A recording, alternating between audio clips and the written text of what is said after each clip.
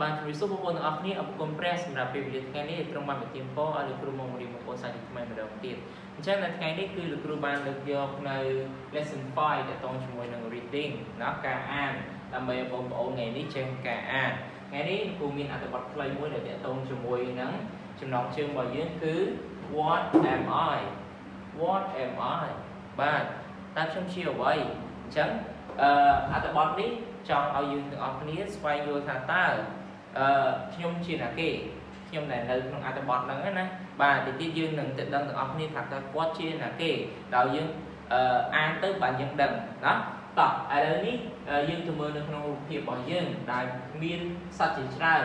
អញ្ចឹងយើងដឹងថានៅក្នុងសួនសត្វគឺមានសត្វជាច្រើនគ្រប់ប្រភេទច្រើនមែនតើណាបាទអញ្ចឹងលោកគ្រូបានលើកយកសត្វមួយចំនួនដែលបងប្អូនបានរៀននៅក្នុង unit របស់យើងណាបាទចំពោះរបស់យើងដោយយើងអាចឃើញថាមានដូចជា giraffe មាន tiger មាន monkey មាន elephant ជាដើមណាដែលនៅក្នុងសួនសត្វដែលយើងបានរៀនណាបាទអញ្ចឹងនៅក្នុងសួនសត្វមិនមានតែប៉ុណ្្នឹងទេព្រះអង្គបានបង្កើតសត្វជាច្រើនដែលនៅក្នុងសួនសត្វនៅលើពិភពលោកនេះបាទកន្លែងណាក៏ជាស្នាដៃរបស់ព្រះអង្គដែលជាអ្នកបង្កើតដែរមានទាំងដើមឈើណាច្រើនគ្រប់ប្រភេទទាំងអស់ហើយព្រះអង្គបានដាក់ឲ្យយើងទាំងអស់គ្នាបានថែរក្សានៅហៅថាសត្វនិងរុក្ខជាតិអ្វីដែលព្រះអង្គបានបង្កើតនៅលើផែនដីនេះគ្នាដែរណាបាទអញ្ចឹងយើងទៅសិក្សាថាតើខ្ញុំជានរណាបាទឬក៏ខ្ញុំជាអ្វីបាទខ្ញុំជាអ្វីតោះឥឡូវយើងទៅមើលទាំងអស់គ្នាថាយើងនឹងចាត់ដើមអំពីការអានលោកគ្រូនឹងអានឲ្យបងប្អូនទាំងអស់គ្នាស្ដាប់ម្ដងសិនណាតោះឥឡូវយើងចាប់ផ្ដើមទាំងអស់គ្នាដោយយើងមើលពាក្យនីមួយៗណាតោះ I am an animal at the zoo ម្ដងទៀត I am an animal at the zoo Listen now This is true I'm yellow and brown My tongue is red. I have two little ears on the top of my hand. My neck is long and I am tall. I don't have any hands at all. I can see the top of the tree. My foot is there. I like green leaves. Here. So, what am I? Do you know? I'm a giraffe and I'm saying hello. Okay? ចឹងយើងទាំងអស់គ្នាបានស្ដាប់លោកគ្រូអានម្ដងហើយអីសង្ឃឹមថាយើងអាចនឹងអានម្ដងទៀតជាមួយលោកគ្រូទាំងអស់គ្នាដោយសំឡេងតែមួយណាអញ្ចឹងយើងដឹងហើយថាយើងនឹងអានជាមួយគ្នាលោកគ្រូជាអ្នកអានយើងក៏អានដំណើរជាមួយលោកគ្រូដែរណាតោះឥឡូវចាប់ផ្ដើមម្ដងទៀតតោះ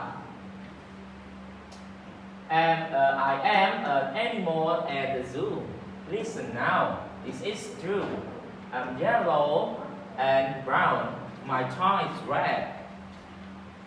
I have two little ears on top of my hand My neck is long and I am tall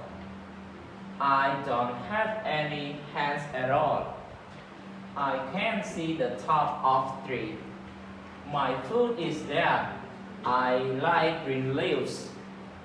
So, what am I? Do you know? I am a giraffe and I'm saying hello. Và អរគុណអញ្ចឹងសង្ឃឹមថាបងប្អូនអាចនឹងសិក្សាអំពីការអានហើយអញ្ចឹងយើងទៅមើលនៅក្នុងពាក្យទាំងអស់គ្នាថាតើយើងនឹងបកប្រែបែបណាចំពោះអត្ថបទមួយនេះណាបាទតោះឥឡូវយើងបកប្រែមួយ I am an animal at the zoo បាទខ្ញុំគឺជាសត្វមួយទីនៅក្នុងសួនសត្វ Listen now ឲ្យស្ដាប់ឥឡូវនេះតោះឥឡូវនេះយើងស្ដាប់អស់នេះតោះ This is trueនេះគឺជារឿងពិតបាទនេះគឺជារឿងពិត yellow and brown បាទអញ្ចឹងខ្ញុំគឺមានពណ៌ត្នោតនិងពណ៌លឿងបាទ brown និង yellow បាទ My tongue is red ថតនេះយើងបានប្រែថាអណ្ដាតណាបាទអណ្ដាតរបស់ខ្ញុំគឺពណ៌អីគេពណ៌ក្រហម red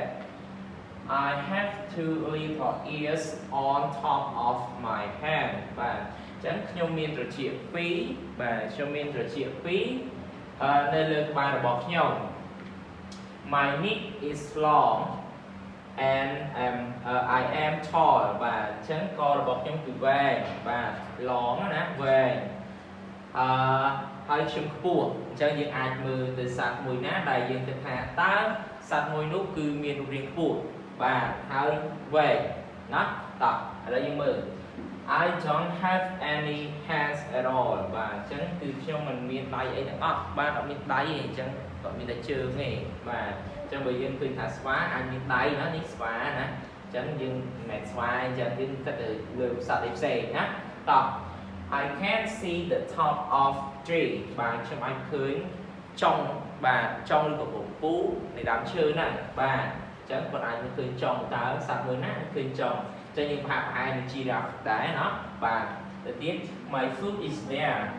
I like green leaf បាទអញ្ចឹងអាហាររបស់ខ្ញុំគឺនៅទីនោះបាទ I like green leaf គឺខ្ញុំចូលចិត្តអីគេខ្ញុំចូលចិត្តអីគេនេះ green leaf មានន័យថាស្លឹកពណ៌បៃតងបាទស្លឹកពណ៌បៃតង So what am I បាទដូច្នេះតើខ្ញុំជាអ្វីខ្ញុំជាអ្វី Do you know អ្នកយល់អត់បងប្អូនអរគ្នាយល់អត់បាទអញ្ចឹងទីទៀតយើងនឹងដឹងទាំងអស់គ្នាថាគាត់ជានរណាតោះឥឡូវយើងទៅមើលទាំងអស់គ្នា I'm a giraffe and I'm saying hello បាទអញ្ចឹងខ្ញុំគឺ giraffe បាទខ្ញុំគឺ giraffe គឺសត្វកវែងបាទសត្វកវែងរបស់យើង